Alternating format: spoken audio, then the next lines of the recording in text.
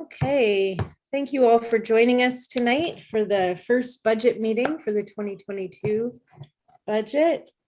I will call the meeting to order. Remind everyone to please disclose of any pecuniary interest that they may have at the appropriate time. And I'm going to turn the meeting over to the man of the hour, Mr. Trevor Jarrett. Hello. I am going to share my screen as soon as I can figure it out.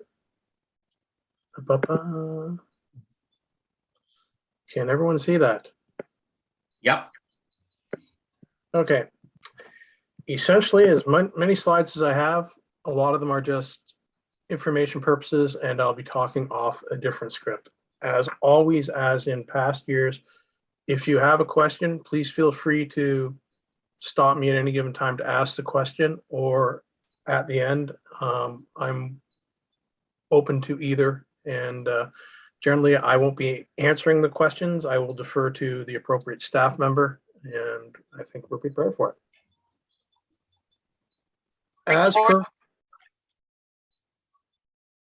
As per past years, we continue to have the lowest tax rates across all classes in Lambton County. The one caveat is we are shrinking in terms of the gap between the second lowest. Last year was 14.1%. In 2021, it was only 9.6%.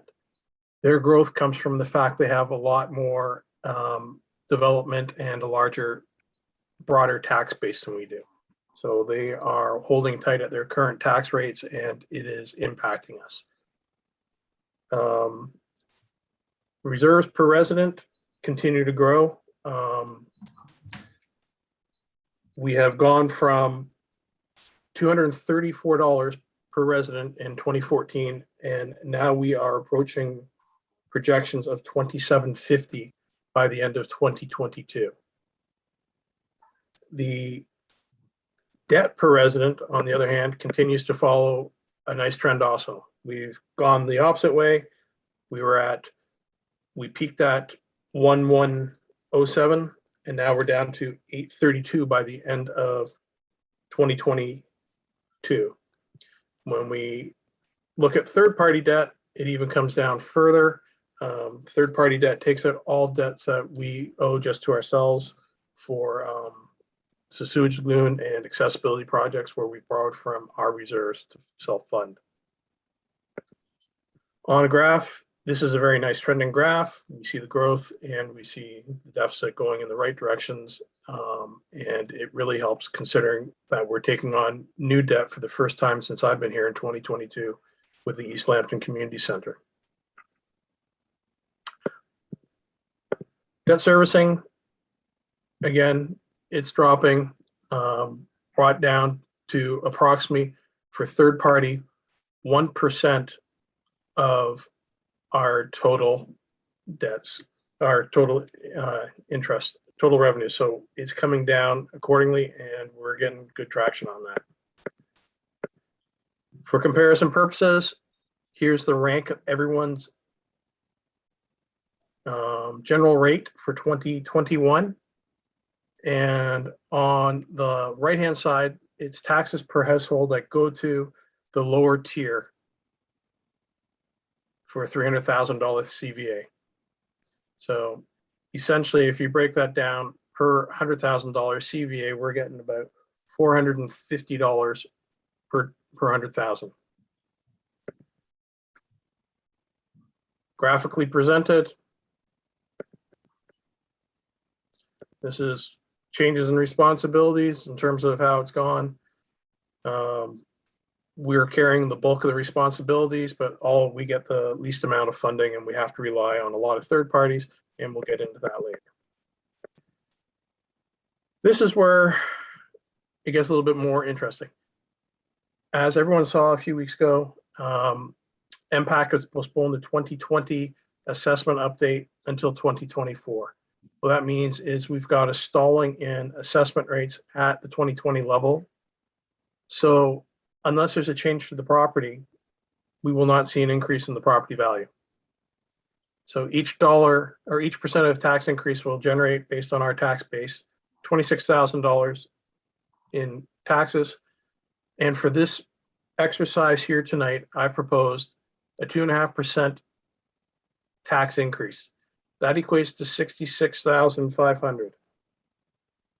For this year, we have three pressures that are causing us to have a situation whereby taxes do not cover operating expenses.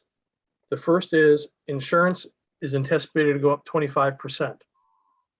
25% insurance increase for us equates to $68,000. The tax increase that's proposed will cover that. That's all.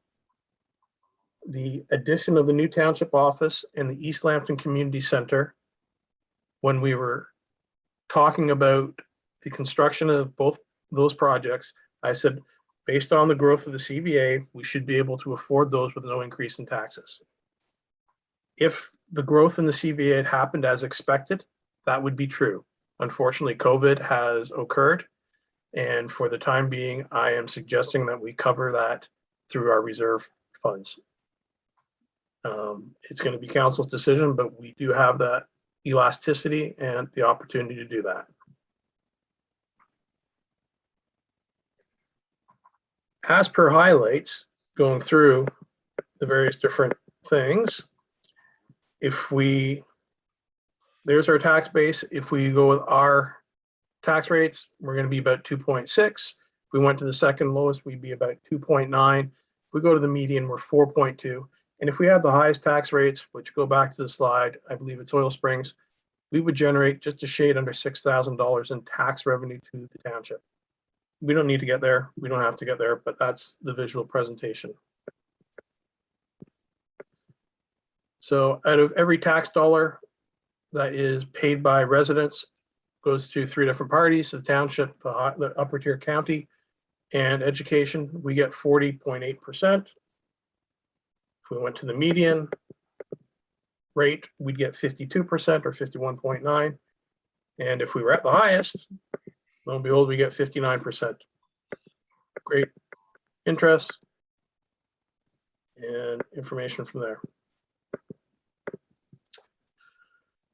As it's based right now, if we were to get to the second lowest tax rate, it would take us roughly 4 years to do with the proposed 2.5% tax increase.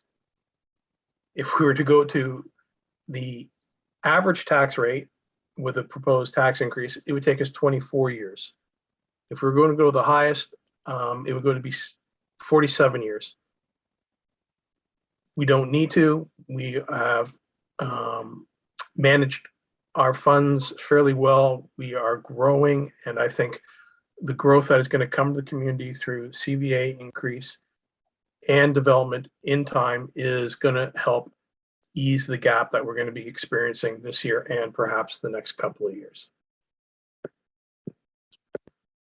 This slide I have mistitled. It should say, oh, sorry, I do have title property. This is just a change year over year, 19, 20, and 21 of our tax rates.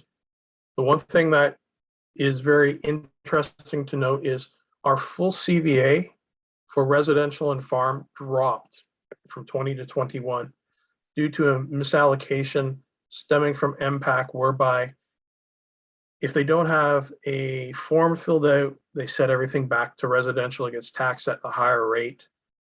Then the owner will file an appeal. The appeal will go through. We will have to issue a refund, and it'll get reassessed to farmland. So anybody who has that, or if anybody is watching this, if you get that notice, fill it in. It saves everyone paperwork, and it will do everything for us.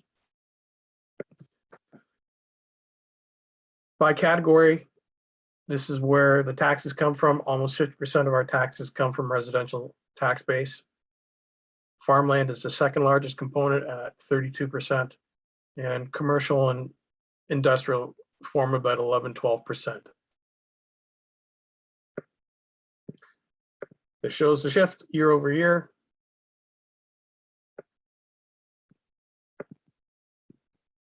And the tax class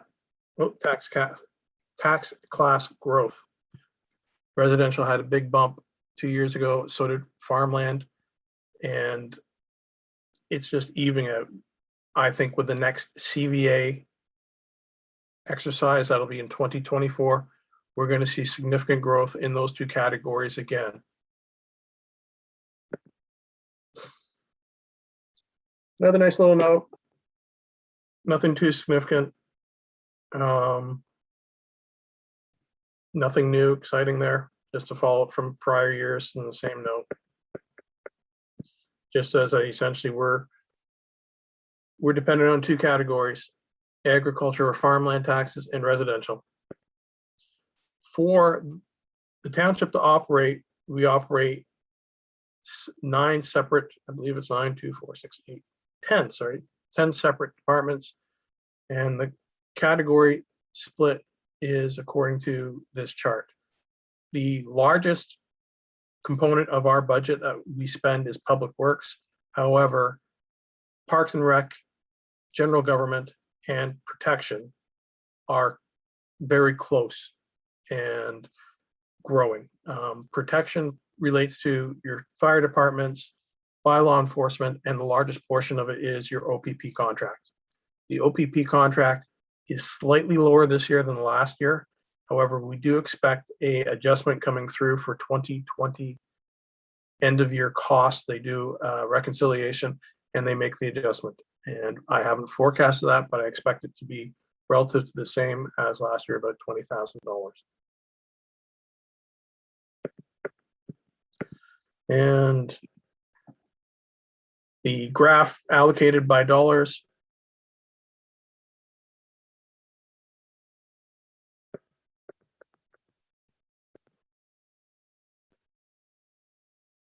Now the budget notes, with a 2.5 tax increase, we're going to be drawing from reserves to the tune of $477,000.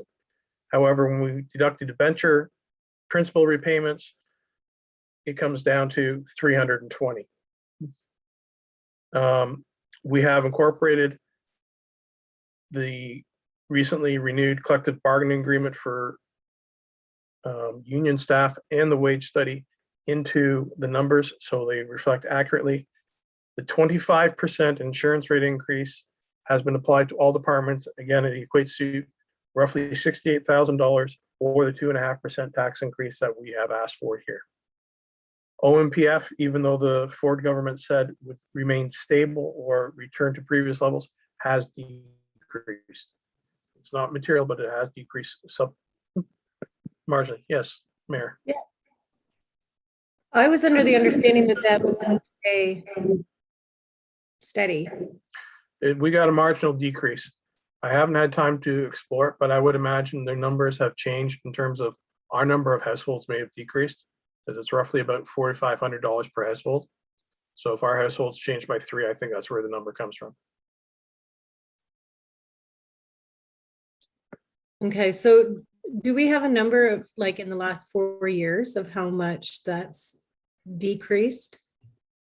Total number I'd have to pull for you, but the last 3 years, we've only seen it go down by this amount, which is $13,500. So since the Okay. Ford government came in, it held at the same level for 2 years. And then we've had a slight dip this year. Okay, Now, thank you. OCIF is supposed to be going up and to offset that, but we haven't got the final OCF number. So I went with the assumption it's going to be the same as last year. And if it goes up in my final presentation in January, I will address that.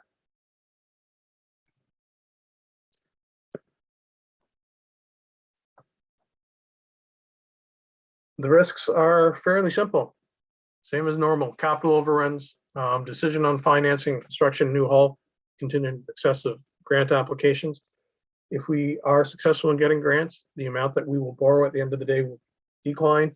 The lending rate that we have secured from Infrastructure Ontario will be finalized when we lock in through construction. It is less than 1%.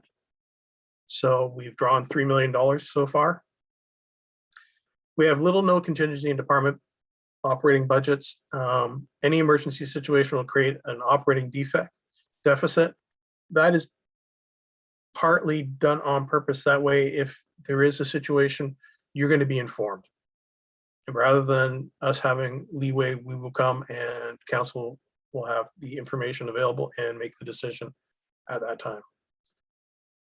Again, budget deficit is 320 once we move the debenture principal repayments.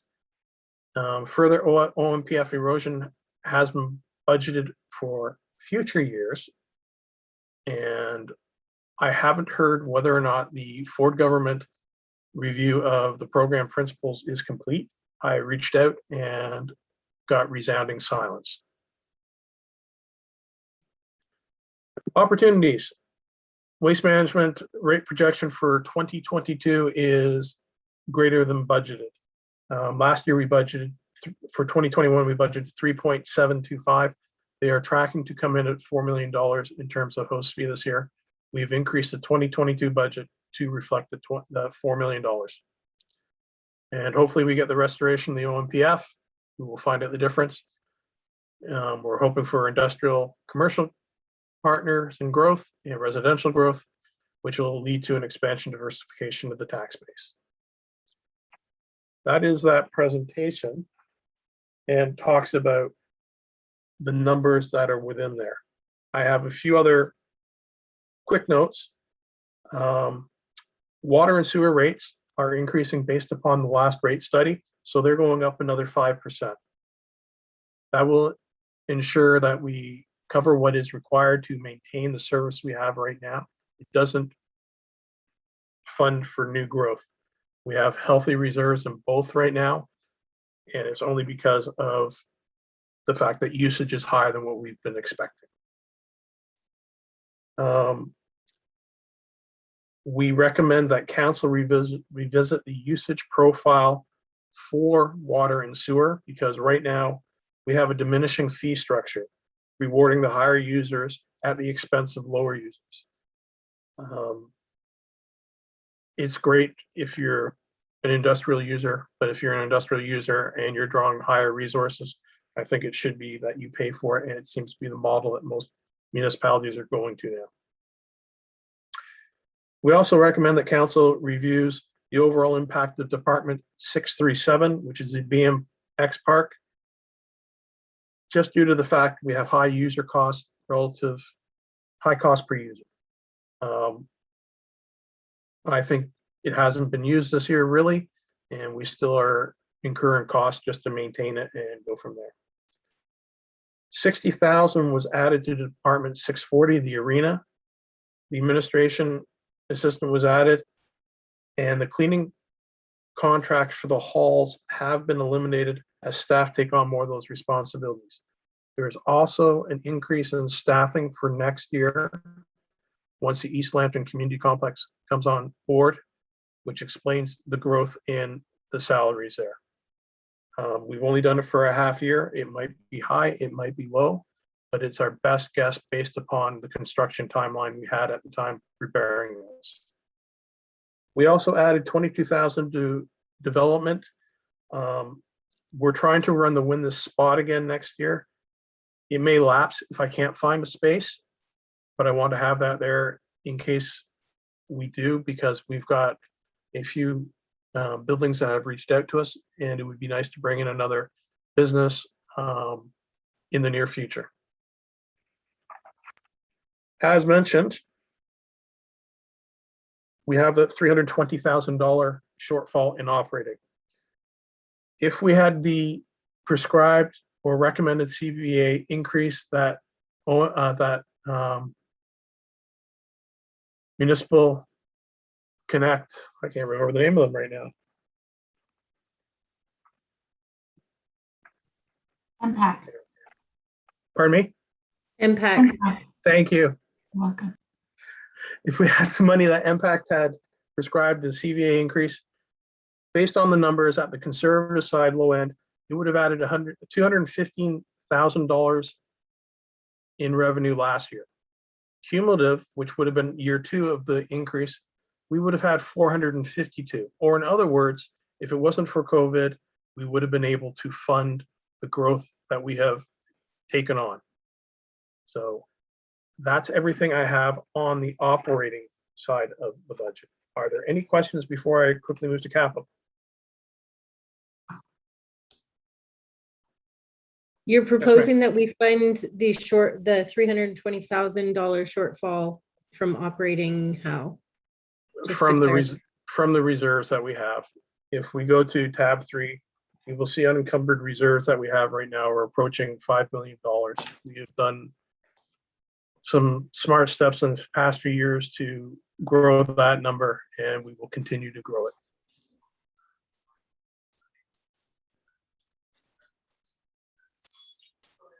Councillor Westgate? The money from the new hall you're taking from reserves, from which reserve? The money for operating costs? No, to pay for the hall.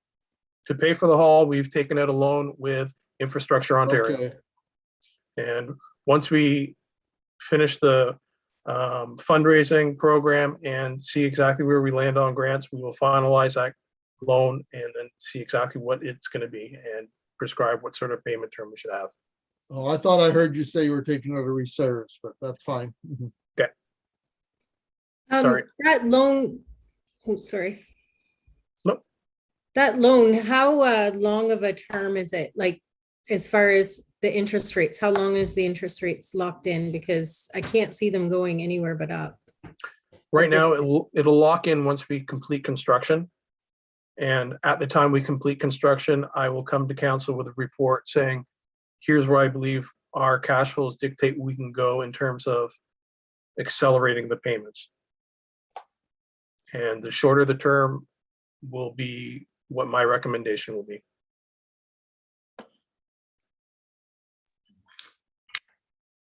Councillor Westgate? I do agree with our mayor. I think interest rates have no place but to go up. I'm just wondering if we should take out a part of what we're gonna borrow, a third or a half now, and get the rate set on that, and then see Well, what we need from there. Yeah, with the program, we can't lock into a serial bond loan until the construction's completed. So we're taking out a construction loan through the construction process at 0.9% financing.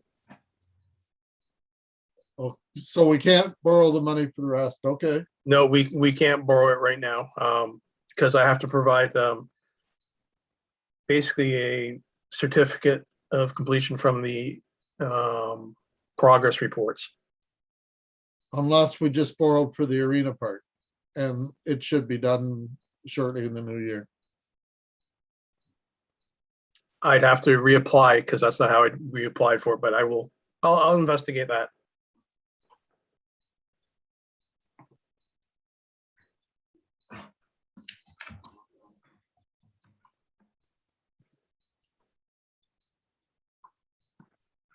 Is there anything further before I move to capital?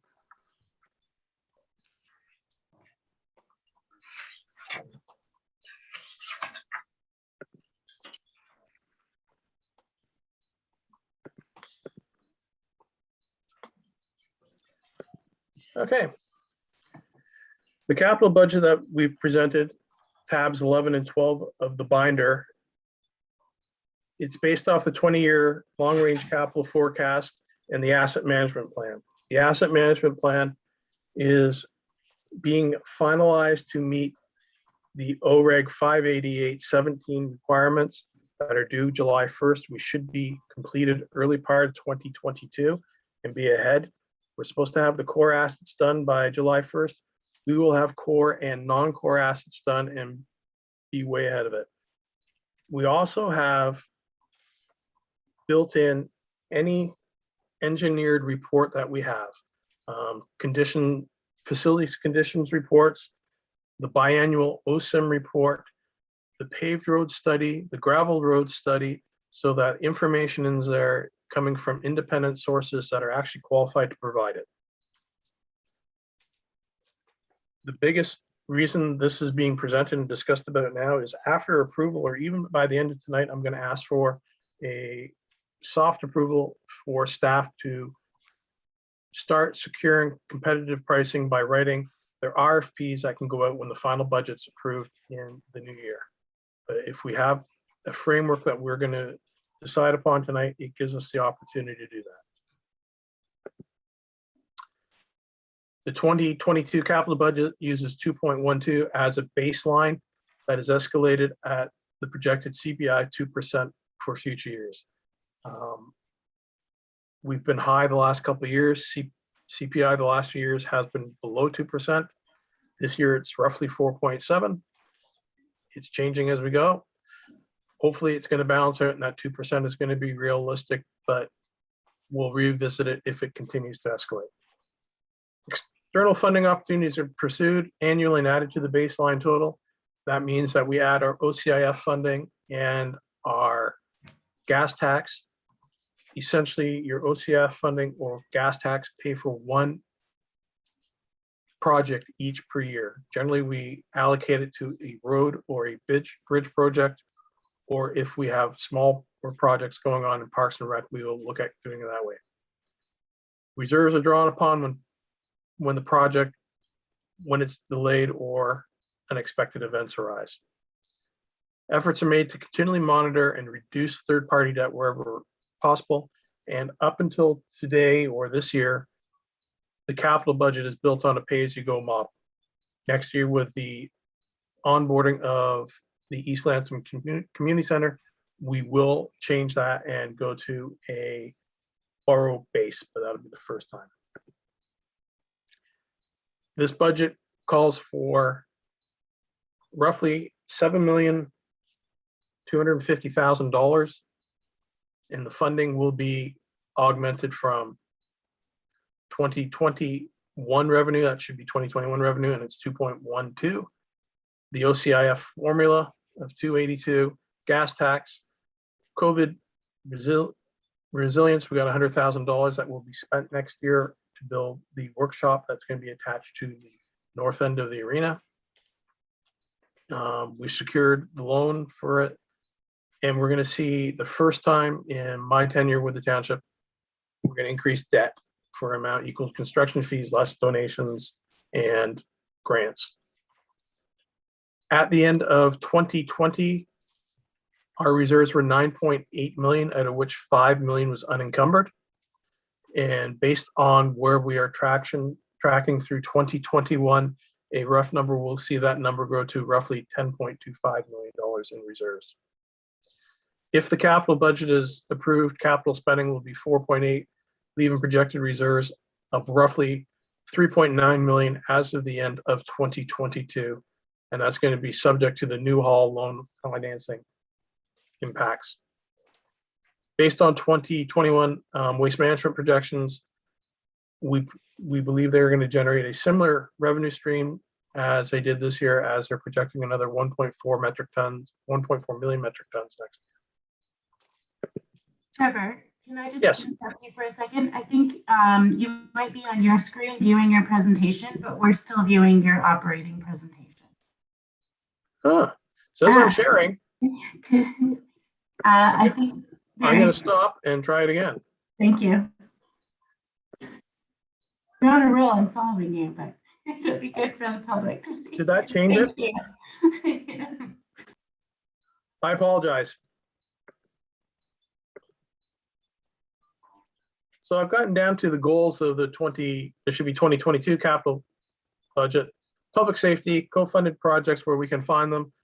It builds off the strategic plan implementation and the completed assessment review studies aligning to the strategic plan. We focus on roadways and public works infrastructure, and this is the year that's most significant. We've gone through the build of the new hall, and the majority of the spend is going to be on public works for the next several years. We also like having some flexibility in case priorities change or there's cost overruns on one project, and it's been good working with this group because we tend to find solutions to problems when they arise. We will also invest another $600,000 in the One Investment Program.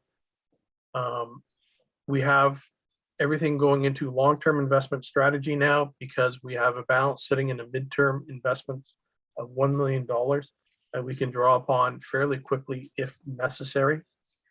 Yes, Councillor Morris.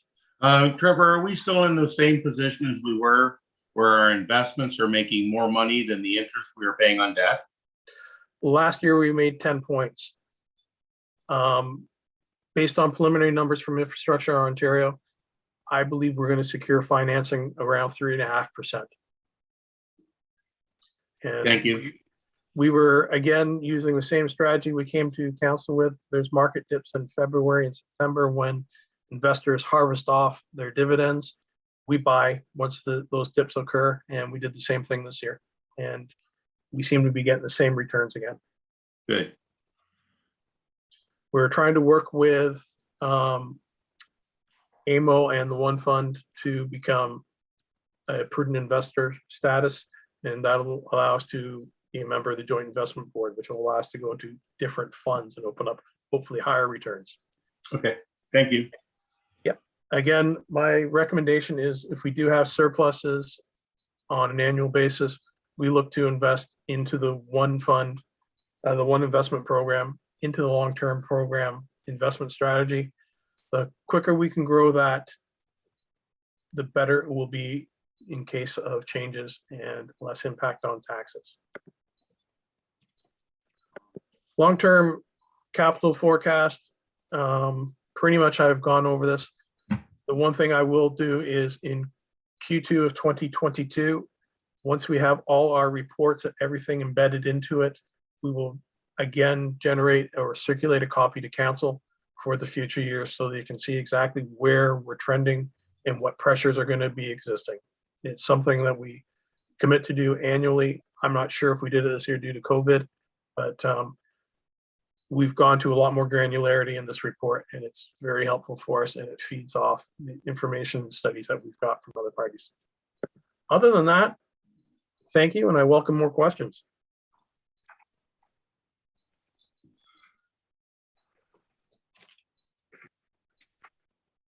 Councilor Morris. Yeah, Trevor, in the account 7092, you've got $60,000 for corporate branding and marketing plan. I don't see where this is necessary. Do you have any input? I have the very high level history on it, and the high level history of it is it came from the community-based strategic plan. I've asked Stephanie to do a little bit of research on it, and I'm going to ask her to address what was stated in that study for its necessity. Just seems $60,000 for a marketing plan for our corporate branding seems a little high. I think right now could be the time to do it because we have a significant amount of development and a significant amount of new assets coming on. And if we're going to make a change, and that would be the time to do, rather than put up a sign or a brand and then change the brand 3 months down the road or 3 years down the road. It might not change. It's a study to investigate it. Stephanie, do you have the notes on that by chance? I do. So it does discuss a new wayfinding strategy for signage, as well as developing a marketing and advertising strategy. So I feel with the new community complex being built, it would be a good idea for us to have wayfinding signage. With the new development documents being done currently, and with some promotional materials that I'm hoping to develop early in the new year, I think it would be a good idea for us to have a consistent message, and that falls under branding as well. So we did apply for a RED grant for this specifically as well, but it was something that we were pursuing based on the strategy scorecard that council had developed as part of their community-based strategic plan. Councillor Westgate? Is that 20,000 for wayfinding study? Is that added onto that too? That would be added on to it. So essentially there's $80,000 for those two studies. And the 20,000 comes from a quote estimate that we had already received. I was putting out some feelers just to see approximately what we would be looking at. I don't know if we would require the full 80,000 total, but included in that price is going to be the cost of developing the logos, developing the signage, and then the cost to place them as well. But we're a smaller municipality. I've already done some preliminary work on here, and I think we've been able to identify key areas. So we wouldn't, it wouldn't be as big of a cost to our municipality as it would, say, for Lambton Shores, just because they have a much larger area to cover, which would mean more signage. But we would have to explore that further.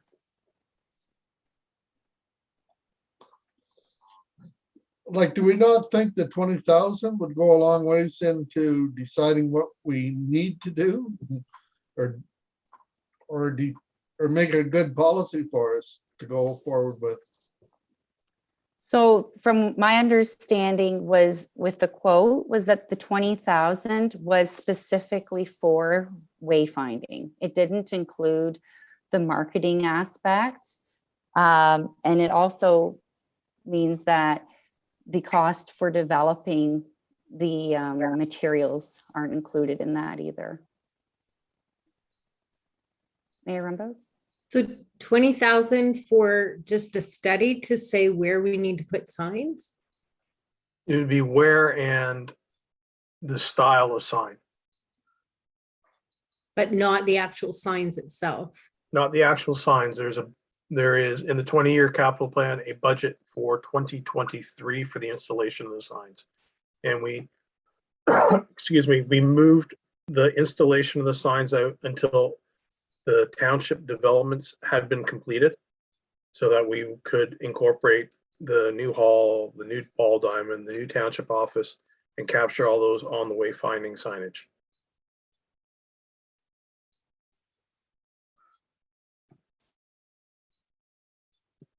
I'm reading council and they don't seem impressed by this. I'm quite confident myself that staff has a pretty good eye for things, and especially now that Stephanie's on our team.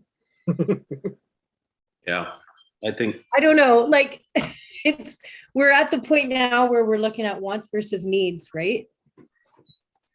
And I don't know, what does the rest of council think? Or Amanda, do you want to? I have an opinion here. I just want to offer some additional background. Thank you, Stephanie, for that. That was great. The marketing and branding strategy, so not necessarily the signage, the marketing and branding strategy has been something that's been on council's strategic plans prior to this current one. So the one before and the one before, and the McSweeney Economic Development Report was included in that as well. And I think we do, it always seems to be something that is cut in for understandable reasons. I totally understand, but I guess I just wanted you to be aware of that background. That's all. That's all. Councillor Morris?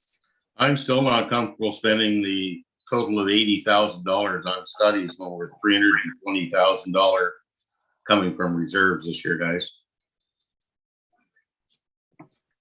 Mr. Jarrett? Before we come back in January, can we go out and try to scope a quote from the party that we've got the wayfinding signage for a combined project to see whether or not we're going to have any economies of scale if we do them both together? Okay. I think that's a good suggestion. Councillor White? yeah, I think that's a great suggestion. I don't want to see it dropped because we do have a lot of change in the township, and I think updating or wayfinding and all of that would be appropriate to match that change. So. No, I agree. Like we want consistency between the new downtown and the community center. We want a consistent look, right, across the board. So I think it is important to get that sooner rather than later, before everything is completed, and we don't want mismatching and things like that. We want it consistent. I would hate to spend a lot of money and end up in the same spot that we're in. Like I personally, I like the logos that staff has worked on, the new Township of Warwick that Wayne is wearing. Um, he's going to be our model. Like, I Yeah. like the look of that. If we could kind of, yeah, I think that's a good idea, Trevor, to maybe, It could be that we present, this is where we've come from, this is where we've gone to, and they see that and they suggest that, but we don't know unless we ask.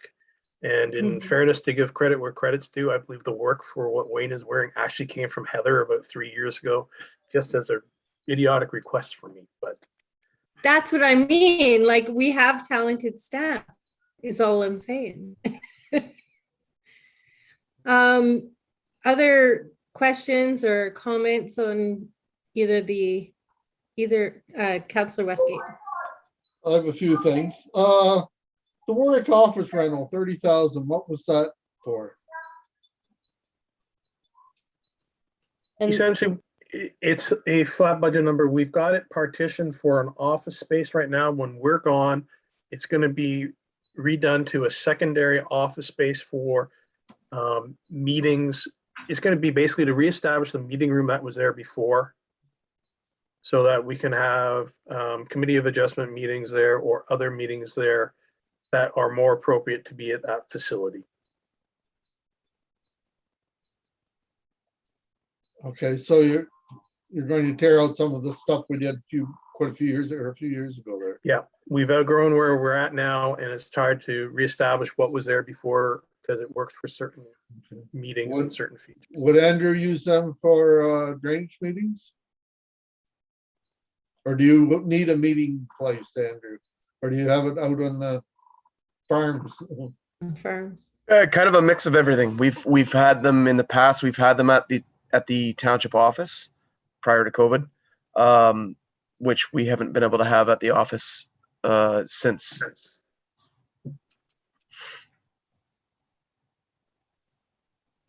I had flagged that as well, Councillor Westgate. I was a bit concerned about that. I didn't know if that was something that had to be done right away, like in this year, or if it was something that could be, maybe we could see if it was needed. I don't know. We have the big open office area. Can we make that into the meeting room? I don't know. Yeah, I if you treat we them- need to leave some money there to rearrange some of the walls and stuff, or block off the entrance or something, but We could also make a recommendation to push it for a year to see whether or not the configuration we have works and revisit it for the 2023 budget. that sounds good to me. Yeah, I Me agree. too. I will complete that. Councillor Westgate? The shop and storage area on the end of the arena, was that not in the contract this time, or we have to go again for it? We I have thought it was to, all supposed to go together. no, it wasn't going to go together because we have to have two separate contracts because this one has a separate grant for it. Oh, okay. So we are doing a negotiated tender with the current proponent, I believe, and we will work from there. If their costs align to what our budget are, I think we're fairly close, but if not, we will then go to a full tender. We're considering that process. Sure. Okay. Okay, thank you. Councillor Westgate? The other thing that I flagged is 50,000 for design of a new fire hall. I'm not sure we're ready to design a new fire hall, or we haven't even talked about where it's going, what kind of building we're going to do, if it's needed, and if it's needed now. So I'm not ready to spend 50,000 on design of something that we're not sure of. I'm going to defer that to Amanda because she has more information on it than I do at this time.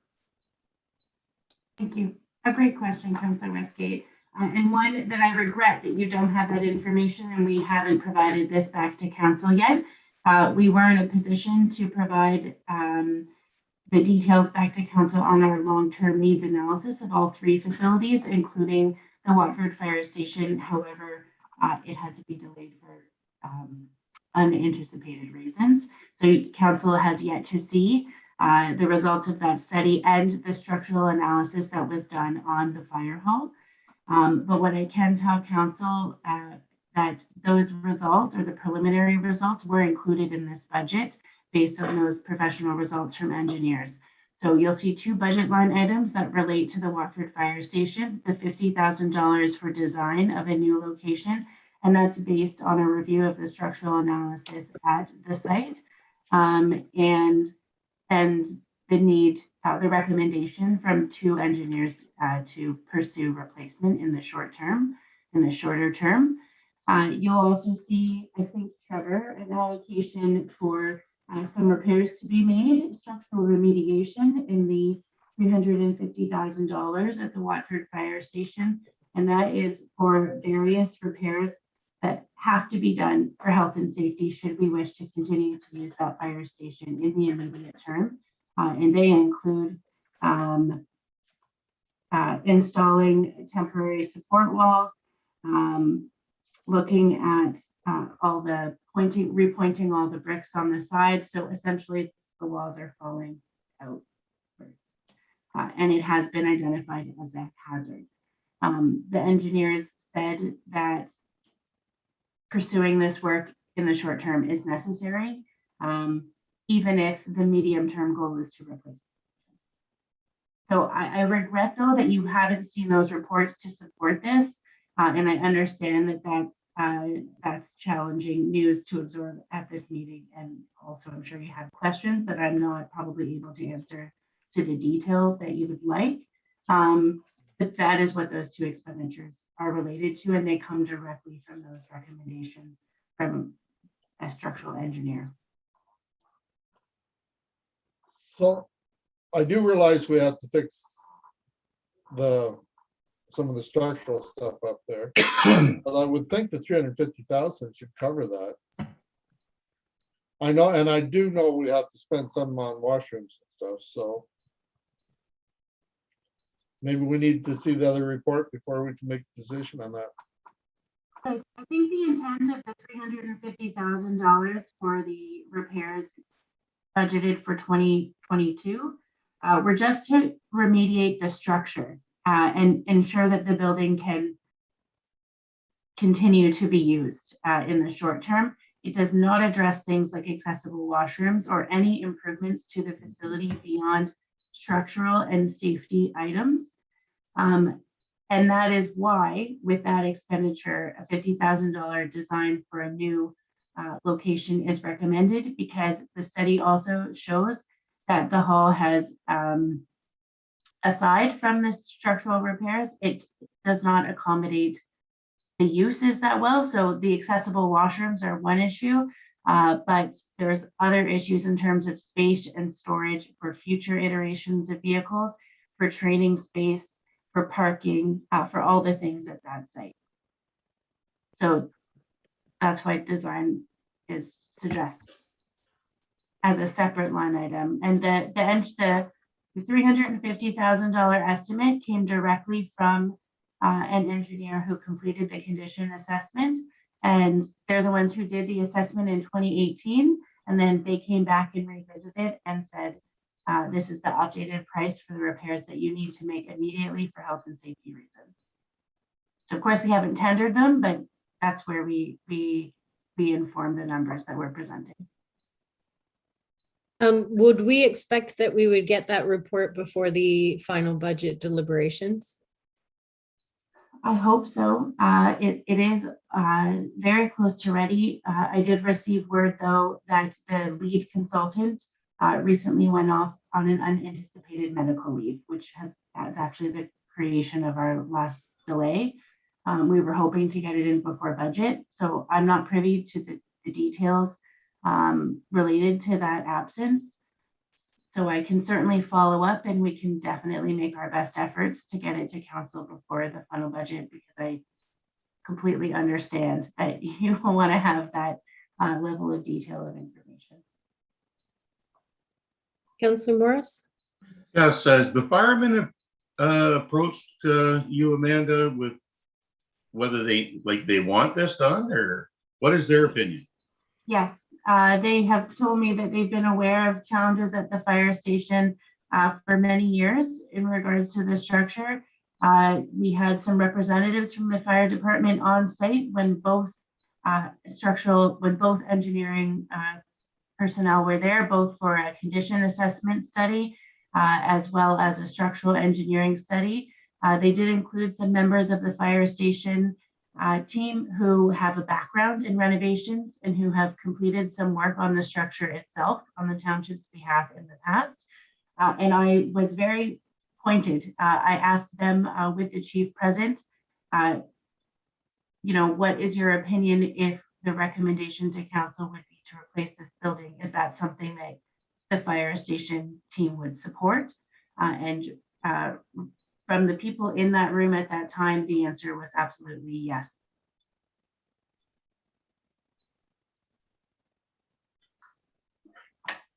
Any other questions on this particular item? We'll move on to other items if anyone has any.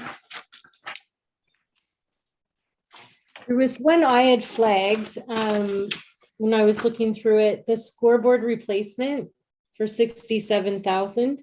It's been a number of years since we've had a scoreboard is that for the ball diamond or is that for in the arena? The arena. Oh, because it's We starting. we can't even get light bulbs to repair it anymore. Okay. That explains a lot. Then. It would be one that I'd argue passionately for never to take out at this stage. Okay. And the repair for the EV charging stations, is that not on Blue Water Power? Do they not have, they don't own that? It's us. Okay. And sorry, go ahead, Councillor Morris. Regarding that, is there a charge do we charge them for the electricity they use? It's a good question. How can we, and how often do they get used? That was the other thing that I was wondering, because I know there is ways of being able to track how much that station gets used. A friend of ours has an app that can do it. Based on the last time I saw the report come through, it hasn't been used. But Yeah, it hasn't been used because it's probably not working, which is why we have to have the repairs in there for this year. both and of them I are believe- not working? Neither one are working. And I think what's going to happen is you have to prepay for your electricity before it dispatches it. It's like a vending machine.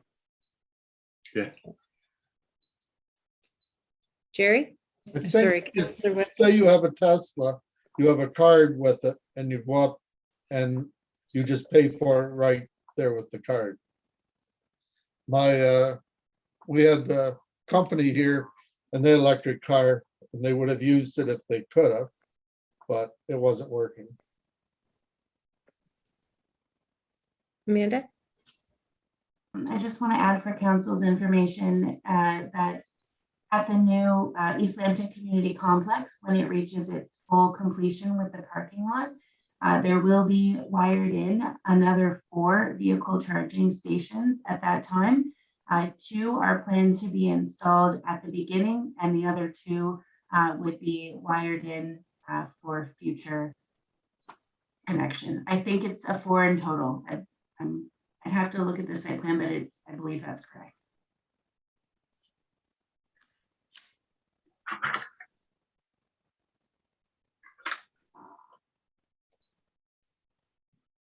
One Councillor or two Westgate? would probably be lots if we don't.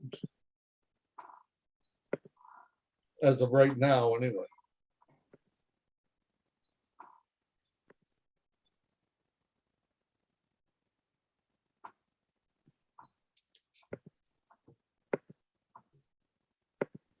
Electric vehicles are coming on strong though, and most manufacturers are going to have them within 2 years. So I think within 5, likely most of us will have one.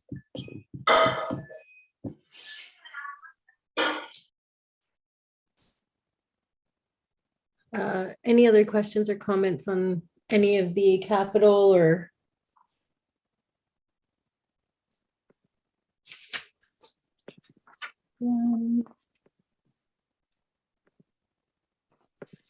Anything else then? I have nothing else other than I want to thank all the staff here. There isn't anybody here I didn't ask or work with to get this completed again. It's definitely an effort from everyone. And I'd also like permission to proceed with staff to start working on various different RFPs for items that we haven't spoken about tonight, so that when we do have the final approval, we can pretty quickly get those out the door and try to take advantage of the pricing strategy. Do you want a motion to reflect that? I don't know if I need a motion to reflect that, Amanda. I will ask for your opinion. Be appropriate, one that reflects approval of, we'll have to figure out how to word it, capital projects not discussed, say that except for A, B, C, D, with the direction for staff to begin preparing for issuing tenders. Councillor White, are you making that I'll motion? make that motion. Do we have a seconder to that? I'll second, Madam Mayor. Oh, Councillor Mitchell's with us. I didn't know. Okay, thank you. And any other questions or comments on that? Councillor Westgate? I didn't have any on that, but I did have one more comment. Okay, Listen, anything on Catherine. that? Councillor Morris? This motion does not finalize it though, correct, Trevor? No, Okay, nothing will go for tender until it is finalized, but we will have all our ducks in a row that the day it's finalized, the next day we can start working with our engineers or posting up a dingo. okay. Okay. Any other on that particular vote? All right, all in favor? That is carried. And Councillor Westgate, you had another, Yeah, I just noticed when I was going through the line by line stuff, that some of it, well, we never used what was in the budget last year, and we're still budgeting the same, and it's gone for 2 or 3 years. Some of the line by line stuff, I think we could change. I had a list of like on garbage, I think was one of them, where we have a lot more in the budget than what we used last year. I just wonder if we should have a look at some of the lines sometime and get it back right. We look at it annually. We do quarterly variance reports. The problem we have is 2 years of COVID have really skewed things. So I have to go back really to 2019 to get a pretty accurate reflection. But Andrew, Amanda, and Teresa all saw quarterly variance reports to look at, and we rebalance and rejig the budget according to those variance reports. It was just, there was quite a few lines that I thought, some of it's not very much, but others are quite a bit. Jerry, can I just interrupt? Jerry, with the actuals though, you have to realize that all of our numbers aren't in yet. So the budgeted amount and the actuals will be skewed because of that as well. Okay, Because we don't have everything in for the year yet. So our actuals are a lot lower than what our budgeted amount is. but most of it, I was going back to 19 and Okay. comparing it with now. Okay. But yeah, I understand that, Lyndon, thank you. I will do another scrub, and anything that is able to be changed, we will make changes. And again, I will make notes telling you what has been changed. And some of it maybe shouldn't be changed, but I noticed there are a few lines that. Yep.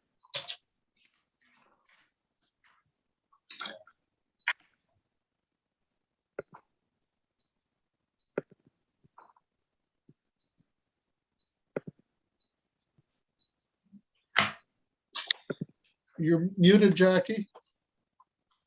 sorry, thank you. Anything else, councillor staff, that you'd like to? Then should we go to bylaws? We'll have Ms. Gubbles read that out and get the votes for that. Thanks, Mayor Rowland. The first resolution reads that bylaw 111 of 2021 be read a first and second time. That is moved by Councillor White, seconded by Councillor Westgate. All in favor? That is carried. And the second motion is that bylaw 111 of 2020 be read a third time and finally passed. That is moved by Counselor Mitchell, seconded by Counselor Morris. All in favor? That is carried. Well, thank you very much to our staff and most particularly to Trevor Jarrett, who has done a fantastic job again this year.